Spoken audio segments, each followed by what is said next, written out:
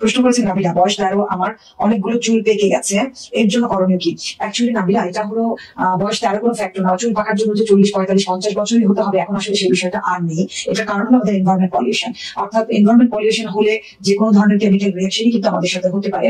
এবং এই যে চুল সাদা হয়ে যাওয়া, এটা বেসিক্যালি মেলানিন ডিসঅর্ডার। অর্থাৎ বডিতে মেলানিনের পরিমাণ কমে যেতে থাকলেই আমাদের এই চুল সাদা হয়ে যাওয়ার প্রবণতা দেখা দেবে। এছাড়া প্রচন্ড স্ট্রেস, ভালো ঘুম না হলে, ডিভাইসের সাথে যদি আমরা থাকি এবং খুব যদি ন্যাচারাল ফ্রেশ অর্গানিক খাবার না হয়ে থাকে, সেই ফুডের কারণেও কিন্তু আমাদের যে ফুড অনেক কেমিক্যালাইজ কীটনাশক দেওয়া থাকে সেগুলোরও একটা সাইড এফেক্ট কিন্তু তৈরি হয়। এছাড়া ভিটামিন ডি, থাইরয়েড, এগুলোর যদি কোনো ইস্যু থাকে, রক্ত শূন্যতা যদি থাকে, এই কারণগুলো তো কিন্তু আপনার চুলের কালারটা চেঞ্জ হয়ে যাবে। অতিরিক্ত মাংস খেলে কোষ্ঠকাঠিন্য হয়, আমার এই সমস্যার সমাধান কি? অ্যাকচুয়ালি মাংসের থেকে কোষ্ঠকাঠিন্য হবে কারণ মাংস তো হাই প্রোটিন থাকে, হাই ক্যালোরি থাকে উচ্চমাত্রা। এটি আপনার মানে পাকস্থলীর ডাইজেশন হতে অনেক সময় লাগে, অনেক বেশি প্রেশারাইজ হয় তখন আমাদের অর্গ্যান গুলো, অর্থাৎ কোলনে গিয়ে সেটা তখন একটা প্রেশার হয়। মাংসের পাশাপাশি আপনাকে প্রচুর ফাইবার নিতে হবে। আমি বলে থাকি যখনই আপনি মাংস খাবেন, খাবারের জন্য 1 বাটি টক দই থাকে এবং শসা, টমেটো, গাজর, লেটুস দিয়ে ভালো একটা সালাদ থাকে। অর্থাৎ মাংস যেটা খাচ্ছেন, মাংসতে ফাইবারটা কম থাকে। সেই মাংসটাকে বডিকে ডাইজেস্ট করার জন্য, অ্যাবজর্পশন ক্যাপাসিটি বাড়ার জন্য টক দই এবং এই ফাইবারটা আপনাকে হেল্প করে থাকবে। মাংস খাওয়ার পরে আধা ঘন্টা 1 ঘন্টা পরে আপনি হলো লেবু পানি খেতে পারেন বা টক দই দিয়ে মাঠা করে আপনি কিন্তু খেতে পারেন। এটি আপনাকে হেল্প করে থাকবে। অথবা 1 গ্লাস পানিতে 1 টেবিল চামচ আপনি অ্যাপেল সিডার ভিনেগার দিয়ে খেতে পারেন, তাহলে কোষ্ঠকাঠিন্যটা কমবে।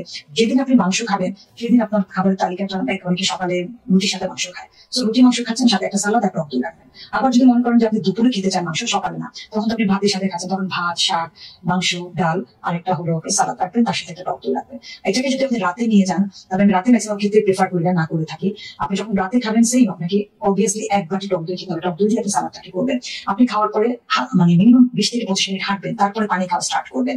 অর্থাৎ খাবারের পরপরই পানি না, মাংস খাওয়া বা যে কোনো খাওয়ার আধা ঘন্টা 1 ঘন্টা থেকে পানি খাওয়া স্টার্ট করলে যে কোষ্ঠকাঠিন্য রোধ করতে যে বিষয়টা হেল্প করে থাকে, সেটা হলো পর্যাপ্ত পানি থাকতে হবে আপনার খাবারের পরে, আর পর্যাপ্ত পরিমাণে ফাইবার থাকতে হবে।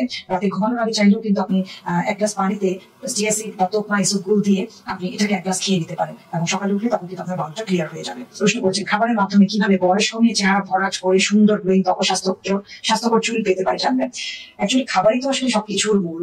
আপনার প্রপার ওয়েতে আপনার খাবারটা ফ্রেশ এবং ন্যাচারাল আছে কিনা, কতটুকু অর্গানিক, এটা খুব ডিপেন্ড করে কতটুকু ব্যালেন্সড ওয়েতে আপনি আসলে খাচ্ছেন সেটা। অর্থাৎ আপনার খাদ্য তালিকায় যখন একদম আপনার বয়স, ওজন, উচ্চতা অনুযায়ী carbohydrate, protein, fat, vitamin, minerals and water থাকবে, তখনই কিন্তু আপনার এই যে বলেছেন যে স্বাস্থ্যোজ্জ্বল, বয়স কমিয়ে চেহারা ভরাট করে সুন্দর গ্লোয়িং ত্বক এবং স্বাস্থ্যকর চুলের কথা আপনি বলেছেন, এর সাথে একটা গুড লাইফস্টাইল মেনটেন করতে হবে। আপনার প্রতিদিনের খাবারের টাইমিং ঠিক থাকতে হবে, সেম টাইমে খাবার নিচ্ছেন, বিশেষ করে ব্রেকফাস্ট, লাঞ্চ, ডিনার 3টা মেজর মিলে যেন আপনার খাদ্য তালিকায় ব্যালেন্স থাকে, যে carbohydrate, protein, fat, vitamin, minerals আছে কিনা এনশিওর করতে হবে। এন্ড ওয়াটার, আপনার আফটার মিল আপনাকে ওয়াটার ইনটেক করতে হবে।